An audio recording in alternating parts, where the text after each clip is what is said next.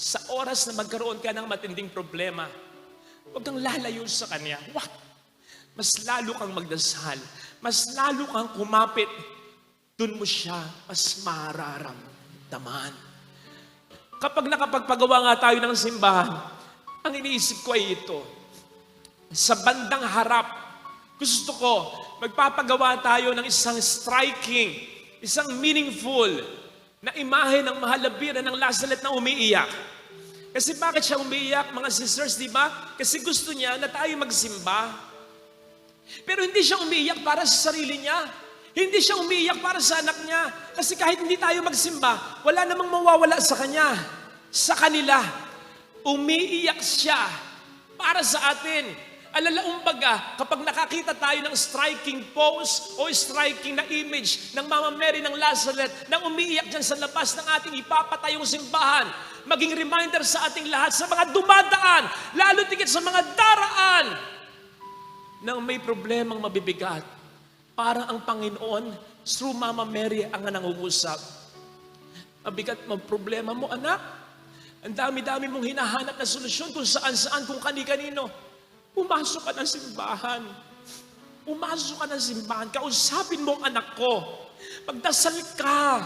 Magsisi ka sa kasalanan mo. At mararamdaman mo ang yakap, ang paggabay, at ang tulong niya. Personally, paminsan-minsan, alam po ninyo, gustong-gusto kong tinitingnan yung mga pictures or edited pictures na makikita po ninyo ngayon. Edited ito sapagkat ine-edit na nandun si Kristo. Natatouch ako dito kasi ito'y larawan ng mga taong nalulumbay, nalulungkot, parang nasa gitna ng kawalang pag-asa, walang makitang solusyon sa problema. Yung may picture nga dyan, parang malubhang-malubha na. May picture nga dyan, parang gustong magpakamatay na. Ang hindi nila nakikita, ang Panginoon ay nakaakbay, nakayakap, umaakay, gumagabay, nakatunghay, pumipigil sa kanila. Di ba minsan nakakatakutan natin yung mga pictures na nagpakuha ka, nagpa-selfie ka, aba makita mo nung ma-develop, meron kang kasama. Hindi ganyan yung mga picture na yan. Nakawawala ng takot yan. Kasi ang sinasabi ng mga pictures na yan sa mga nakakaalam at sa mga nag-edit niyan, ano man ang problema mo, kahit yung mabigat, maniwala ka, andyan siya, kasama mo siya, yakap-yakap ka niya.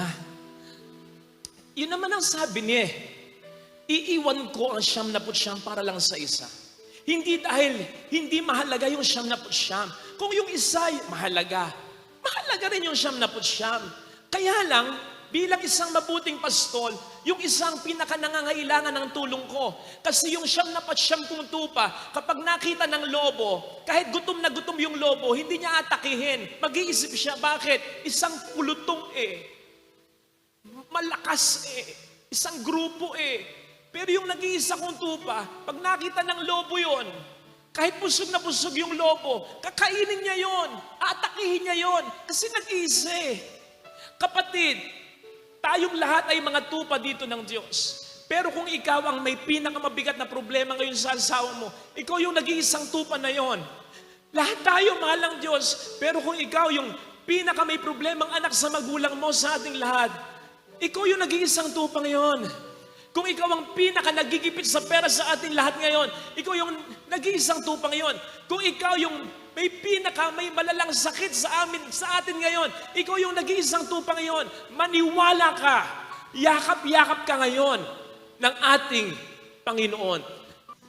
Mga kapatid, sige nga, sipin ninyo kailan ba mas naging solid na solid ang pagkakilala ng mga disipulo kay Kristo? Sige nga, sipin nga po ninyo, kailan? Sa pamamagitan ng mga himala at milagro? No! I don't think so. Kasi kung mas nakilala nila ang Panginoon ng solid na solid sa mga pangyayaring kagila-gilalas at maganda, edi sana hindi nila siya inabandona. Interestingly, kailan mas naging solid ang pagkakilala nila at paniniwala na nila na Diyos si Kristo? nang ipakita niya, matapos na siya'y muling mabuhay, ang mga bakas ng pahirap sa mga kamay, sa tagliran at sa mga paa niya. Ironically, nang makita yon ni Tomas, ang kanyang overall na sentimiento ng mga disipulo, my Lord, my God, bakas ng sugat, naisip, my Lord and my God. Kailan nasabi ng senturyon, tunay nga, ito ang anak ng Diyos. Habang si Jesus ay nakapayupay sa krus, kailan nasabi ng magnanakaw, alalahanin mo ko kapag naghahari ka na. Kailan?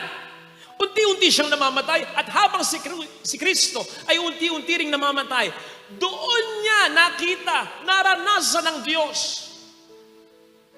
Lahat tayo, alam mo, mahal ka ng asawa mo yan eh. Lahat tayo, alam mo, mahal ka ng anak mo yan eh. Lahat tayo, mahal tayo ng ating kapatid natin yan eh, kaibigan natin yan eh. Pero kailan mo mas na-appreciate at mas nakikilala, mas nararamdaman ng pagmamahal niya? Kapag meron ka ng mabigat na problema. Ganon din ang pagmamahal ng Diyos. Hindi ko sinasabi na magdasal tayo, Lord, bigyan mo ako ng pinakamabigat na problema upang makilala kita. No! Ang sinasabi ko, lahat tayo po pwedeng dumaan doon. That we experience hitting rock bottom. Anong expression na hitting rock bottom?